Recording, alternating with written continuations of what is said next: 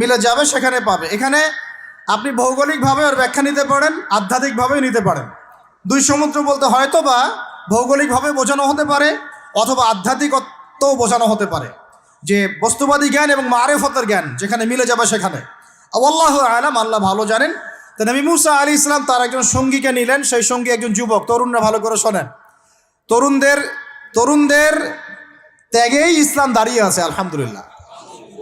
এই তরুণরা যদি এই স্মার্টফোন, এই পাবজি, এই ফ্রি ফায়ার, এই মেয়ের প্রতি আসক্তি, ফ্রি মিক্সিং, এই মাদক, এগুলো ছেড়ে দিতে পারে, দিয়ে নামাজি হয়, কোরআনওয়ালা হয়, ওলামায়ে কেরামের সাথে পরামর্শ করে চলে, উম্মার জামার মধ্যে থাকে, একটা ইমারার মধ্যে থাকে, ইনশাআল্লাহ আল্লাহর জমিনে আল্লাহর দিনের একামত কেউ ঠেকাতে পারবে না ইনশাআল্লাহ। যুবক একজনকে সাথে নিয়ে নবী মুসা আলাইহিস সালাম হাঁটছেন। এই ব্যক্তির নামও বলে দিই, তার নাম হচ্ছে ইউশা বিন নুন। কি নাম? তিনি পরবর্তীতে নবী হয়েছিলেন এবং তার পরবর্তীতে এই যে তালুত নাম শুনেছেন, যাকে সেনাপতি করা হয়েছিল, মনে আছে?